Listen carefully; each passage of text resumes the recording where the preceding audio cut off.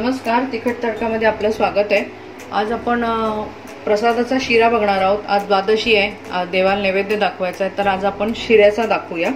त्यासाठी इथे मी माप घेतलंय।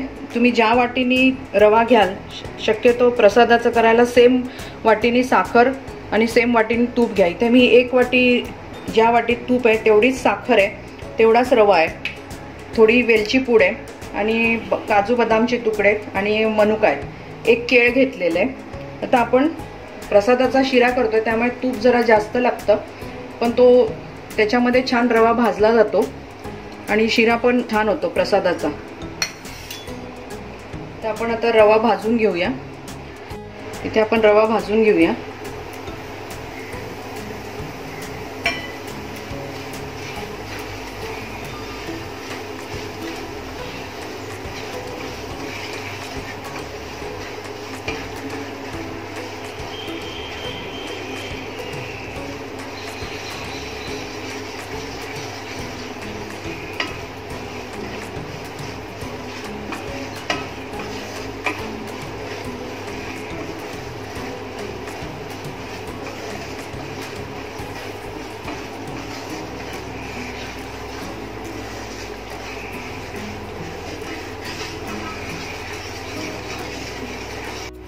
आपण हे भाजत असतानाच आपले ड्रायफ्रुट्स पण त्याच्यामध्ये भाजून घेऊया।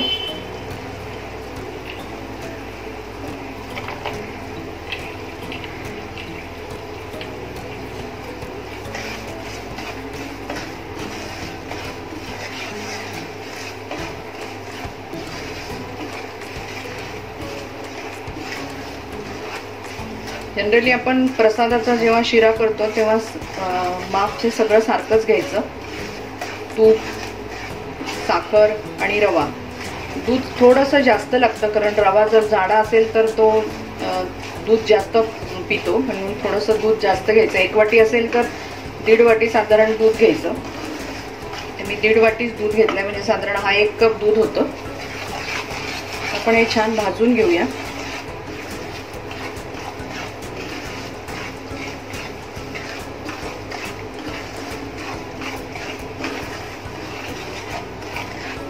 इथे मी एक केळ घेतलेले, ते अशा बारीक चकत्या करून घेतल्यात, ते आपण घालूया। वेलची पावडर आहे। आपण हे परत चांगलं परतून घेऊ।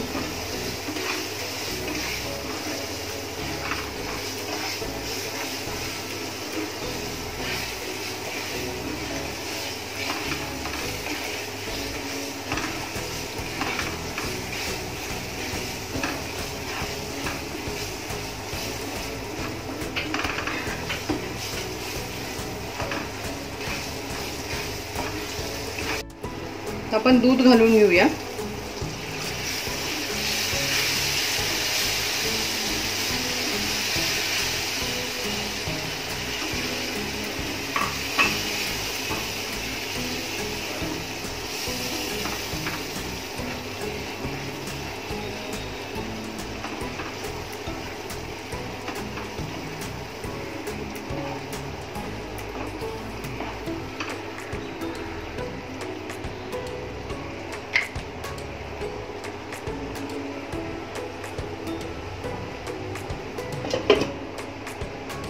पाच मिनिटांनी साखर घालू।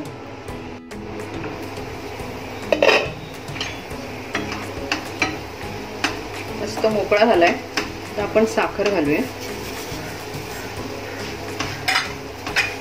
तुम्ही तुपाचं आणि साखरेचं प्रमाण थोडंफार तुमच्या आवडीनुसार कमी करू शकता, पण जनरली आपण प्रसादाचं म्हटलं तर थोडा गोड आणि थोडासा मोकळा सडळ हाताने वापर करतो। तर तुमच्या आवडीप्रमाणे तुम्ही करा।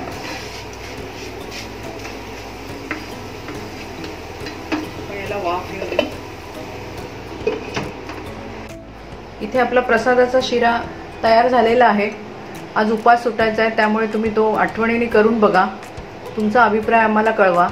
असेच आमच्या चॅनलला आतापर्यंत तुम्ही लाईक केलं नसेल, शेअर केलं नसेल तर लाईक करा, शेअर करा, सबस्क्राईब करा आणि बेल आयकॉन वाजवायला विसरू नका।